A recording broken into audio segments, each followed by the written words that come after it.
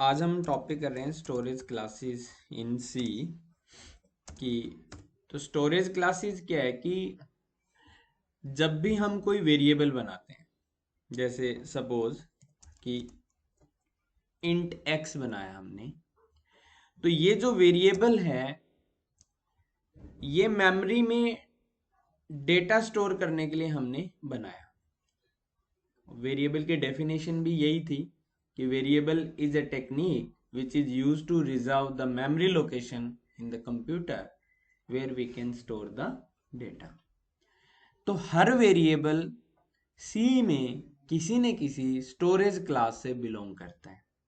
वो storage class जो है वो ये डिसाइड करती है कि ये वेरिएबल डेटा को किस तरह से स्टोर करता है या करेगा।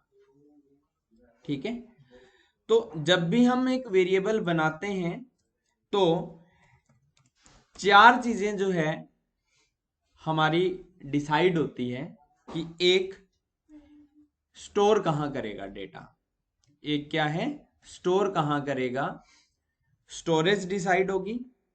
तो ये जो स्टोरेज है वो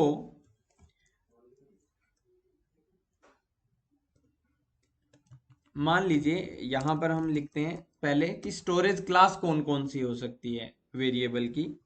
तो पहली बाय डिफॉल्ट जो स्टोरेज क्लास होती है वो ऑटो स्टोरेज क्लास होती है। एक स्टोरेज क्लास है जो आज हमने स्टैटिक जो है ये करना है टॉपिक, और स्टैटिक की वजह से ही स्टोरेज क्लास जो है क्लासेस का जो टॉपिक है मुझे आपको करवाना पड़ रहा है या हम करते हैं। तो स्टैटिक स्टोरेज क्लास है एक है।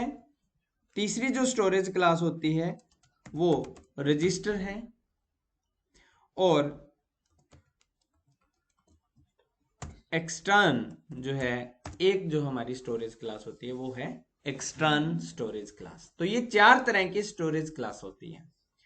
तो जब हम कोई बाय डिफॉल्ट जो है यानी बाय डिफॉल्ट जो है when we declare a variable, कि जब हम एक वेरिएबल को डिक्लेयर करते हैं तो वो belongs to auto storage class. ठीक है, तो हमारी अगर हमने एक वेरिएबल बनाया इंट एक्स, तो इंटरनली जो है कंपाइलर इसे ऑटो इंट एक्स जो है ऐसे इसको मानता है, पर हमें कभी भी ऑटो लगाने की जरूरत नहीं पड़ी। बस इतनी सी बात है। ठीक है, तो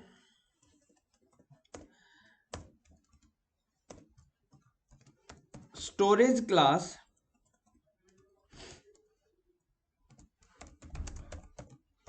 अगर कोई वेरिएबल ऑटो स्टोरेज क्लास से बिलोंग करता है, ठीक है, तो आप ये कह सकते हैं कि डेटा स्टोर, या आप यहां पे ये कह लीजिए कि जो लोकेशन है, हम अब यहां पे लोकेशन लिख लेते हैं कि डाटा स्टोर कहां होगा, ये आपका रैम में होगा। डेटा स्टोर कहां होगा, रैम में होगा। डिफॉल्ट वैल्यू जो है वो गार्बेज रहेगी। डिफॉल्ट वैल्यू जो है वेरिएबल की क्या रहेगी, गार्बेज रहेगी। गार्बेज को बोलते हैं अनप्रिडिक्टेबल वैल्यू। गार्बेज का मतलब ये है कि अगर इंट एक्स हमने यहां पे लिखा है और अभी आपसे कोई पूछे कि एक्स की वैल्यू क्या है, तो आप यहां पे आंसर करोगे कि सर गार्बेज वैल्यू है, अनप्रिडिक्टेबल वैल्यू है। हम यहां पर निश्चित नहीं है कि एक्स की वैल्यू क्या है। यहां पर जब तक हम x में कोई वैल्यू असाइन नहीं कर देते तब तक कंपाइलर जो है इसे गार्बेज ही मानता है, और ये ऑटो स्टोरेज क्लास से बिलोंग करता है तब है। हो सकता है स्टैटिक का कोई अलग रूल हो, आगे ना सुनने। तो डिफॉल्ट वैल्यू जो है वो क्या रहेगी आपकी, गार्बेज रहेगी, जो वेरिएबल ऑटो स्टोरेज क्लास से बिलोंग करता है। फिर आ जाता है स्कोप। स्कोप जो है विद इन ब्लॉक या इनसाइड ब्लॉक कह सकते हैं। इनसाइड ब्लॉक, ये जो स्कोप है वो ब्लॉक के अंदर ही रहेगा। ब्लॉक बोले तो जो ब्रेसेस शुरू करते हैं और क्लोज करते हैं वो एक ब्लॉक है, कोड ब्लॉक कहते हैं ना, ब्लॉक ऑफ कोड कहते हैं वो। फिर है लाइफ, किस वेरिएबल की लाइफ क्या रहेगी, तो ये लाइफ भी जो है वो इनसाइड ब्लॉक ही रहेगी। तो जो ऑटो स्टोरेज क्लास से बिलोंग करता है वो उसका जो डेटा है वो रैम में स्टोर होगा, डिफॉल्ट वैल्यू उसकी गार्बेज रहेगी, स्कोप उसका इनसाइड द ब्लॉक रहेगा, और लाइफ भी जो है इनसाइड ब्लॉक ही रहेगी। लाइफ मतलब मेमोरी से वो अपना वजूद मिटा देगा, तो मतलब कि उसकी लाइफ खत्म होगी। अब है स्टैटिक। स्टैटिक जो है वो भी रैम में स्टोर होता है। जो वेरिएबल स्टैटिक स्टोरेज क्लास से बिलोंग करता है वो भी कहां पे डाटा स्टोर करेगा, रैम में। और स्टैटिक के लिए हमें सिर्फ जो है वेरिएबल के नाम के आगे क्या लगाना है, स्टैटिक लगाना है। ठीक है, जैसे ऑटो इंट था वैसे ही आप यहां पर क्या लगाओगे, स्टैटिक इंट लगाओगे। ठीक है, ऑटो लगाने की जरूरत नहीं है, स्टैटिक बनाना है तो लगाना पड़ेगा। ठीक है, तो अब अगर कोई वेरिएबल स्टैटिक स्टोरेज क्लास से बिलोंग करता है तो उसकी डिफॉल्ट वैल्यू 0 रहेगी, अब की बार गार्बेज नहीं रहेगी। और स्कोप जो है वो इनसाइड ब्लॉक होगा, कि ब्लॉक से बाहर तो आप उसे नहीं एक्सेस कर सकते, पर जो इसकी लाइफ है वो अनटिल एंड ऑफ प्रोग्राम रहती है, कि जब तक आपका प्रोग्राम खत्म नहीं हो जाता तब तक इसकी लाइफ रहती है। ठीक है, ये दूसरा स्टोरेज क्लास है। तीसरा है रजिस्टर। ठीक है, तो जो रजिस्टर स्टोरेज क्लास से बिलोंग करता है वेरिएबल, उसका जो डेटा है वो सीपीयू रजिस्टर में स्टोर होता है। हमारी जो सी लैंग्वेज है ये लो लेवल प्रोग्रामिंग के लिए भी यूज होती है। तो लो लेवल जो प्रोग्रामिंग है वो क्या है, कि मान लीजिए आप माइक्रो प्रोसेसर लेवल का या कोई मशीन लेवल कोई कंपाइलर डिजाइन कर रहे हैं या कोई ड्राइवर बना रहे हैं, तो सी लैंग्वेज जो है वो सिस्टम सॉफ्टवेयर बनाने के लिए यूज होती है। तो हमें बहुत बार डेटा को सीपीयू के जो होते हैं सेंट्रल प्रोसेसिंग यूनिट, उनके रजिस्टर होते हैं, वहां पे भी डाटा स्टोर कर सकते हैं। या आप एक अपना कोई पीसीबी कोई बोर्ड बनाते हो तो उसमें एक रजिस्टर लगाते हो और आप ये चाहते हो कि डाटा जो है वो इधर रजिस्टर में स्टोर करना है, तो सी लैंग्वेज में अगर उसके लिए अगर आप कोई प्रोग्राम लिख रहे हो, उस बोर्ड के लिए प्रोग्राम लिख रहे हो जो वहां बोर्ड में इंस्टॉल करना है, ठीक है, तो आपको जो है डाटा सीपीयू के रजिस्टर में स्टोर करना है, उस टाइम पे आप किस क्लास को क्रिएट करोगे, यानी एक वेरिएबल जो है वो रजिस्टर लगा के क्रिएट करोगे। तो ये थोड़ा सा हमारे स्कोप से बाहर हो गया हमारे लर्निंग से, क्योंकि वो एक अलग लेवल की जो है सी लैंग्वेज का कोर्स होता है, वो वाला एम्बेडेड सी या एम्बेडेड प्रोग्रामिंग में वो हम सीखते हैं। फिर भी जानना जरूरी था।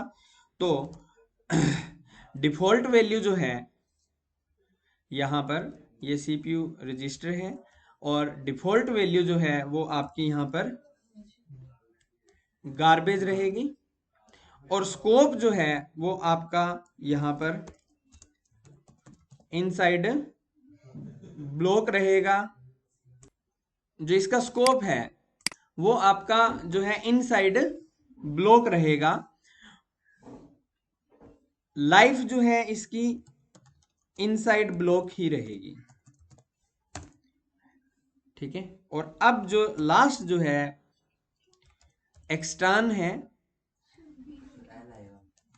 सॉरी, एक्सटर्न में क्या है, डेटा आपका रैम में ही स्टोर होगा, डिफॉल्ट वैल्यू आपकी 0 रहेगी, स्कोप इसका ग्लोबल रहेगा, और लाइफ जो है वो अनटिल एंड ऑफ प्रोग्राम जो है इसकी लाइफ रहेगी।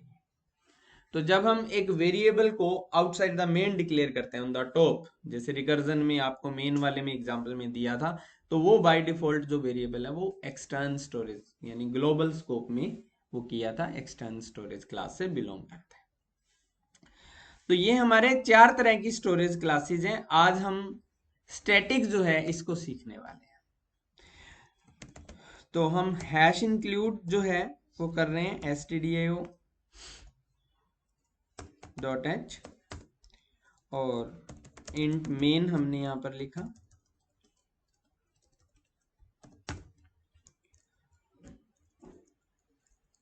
मेन के अंदर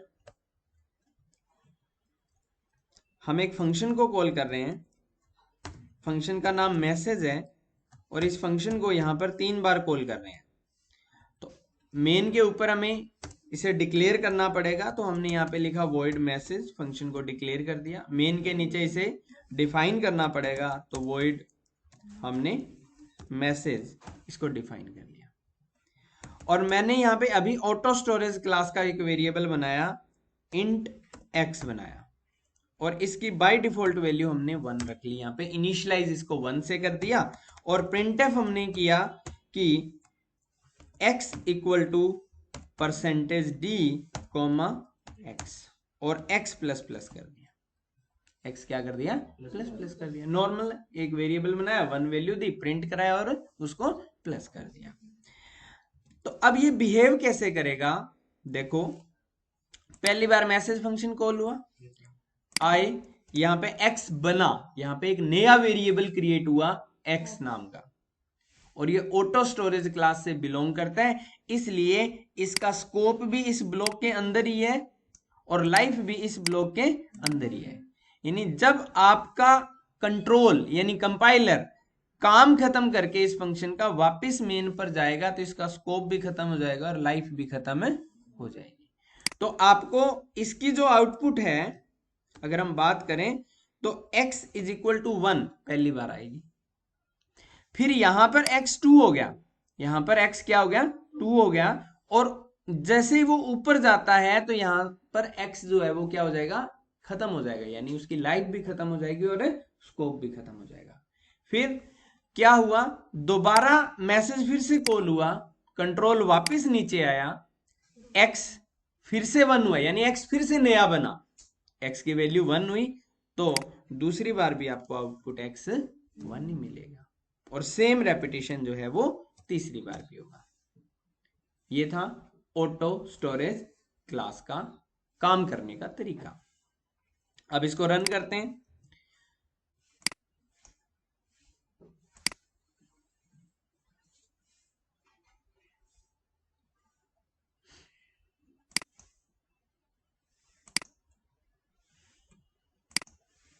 तो x 1 है, 1 है और 1 है। अब हम एक छोटा सा चेंज करते हैं यहां पर,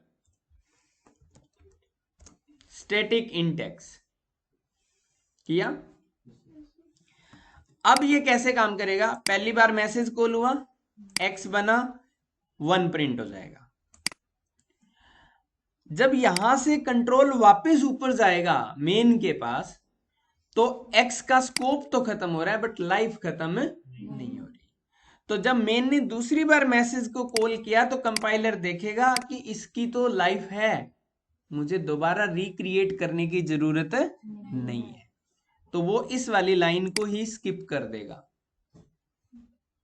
x पहले से बना हुआ है, उसी डब्बे को यूज करेगा, और उस डिब्बे में वैल्यू क्या है? 1 है, ठीक है।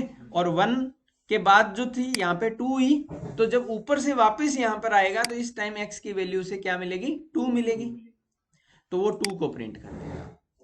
फिर 3 हो जाएगा, फिर मेन वापस एक बार मैसेज को कॉल करेगा, तो ये वाली लाइन तो स्किप हो जाएगी, क्योंकि स्टैटिक है तो वो मान लेगा कि ये पहले से बना हुआ है, तो इसको 3 प्रिंट कर देगा।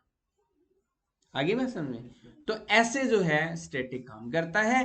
तो अगर अब मैं इसको रन करता हूं यहां पर, तो x की वैल्यू क्या आ रही है? 1 आ रही है, 2 आ रही है और 3 आ रही है। तो इससे हमें एक डेफिनेशन का पता लगा कि जो स्टैटिक वेरिएबल होते हैं, जो स्टैटिक वेरिएबल होते हैं, वो प्रिजर्व करते हैं, यानी अपनी वैल्यू को संभाल के रखते हैं, it self last value, it self last value, ठीक है, इन मल्टीपल फंक्शन कॉल, कि मल्टीपल फंक्शन कॉल में जो वेरिएबल स्टैटिक स्टोरेज क्लास से बिलोंग करता है, वो अपनी लास्ट वैल्यू को क्या करके रखता है? प्रिजर्व करके रखता है, संभाल के रखता है। ठीक है। तो जब दूसरी बार मैसेज कॉल हुआ, स्टैटिक की वजह से वो यहाँ पे जो वैल्यू 2 हुई थी वही वाली हमें प्रिंट एफ में मिली, यूज हुई। ओके, तो ये जो टॉपिक है आगे आने वाली टेक्नोलॉजीज में जो भी एडवांस है, जैसे डॉट नेट है, जावा है, कहीं पर भी है, इस टॉपिक का बहुत ज्यादा यूज होता है। ओके, तो स्टैटिक आज सी में मैंने आपको पढ़ाया है, आगे भी इसका यूज होना है। यानी सी का ऐसा कोई टॉपिक नहीं है जो आगे एडवांस जितनी भी लैंग्वेजेस है वहां पर हमें नहीं देखने को मिलेगा। अगर आप यहाँ अच्छा कर लोगे तो वहां पे हमें एफर्ट नहीं लगाने पड़ेंगे उसे वहां अंडरस्टैंड करने के लिए, क्योंकि हमें ऑलरेडी उसका बेसिक पता होगा। ठीक है।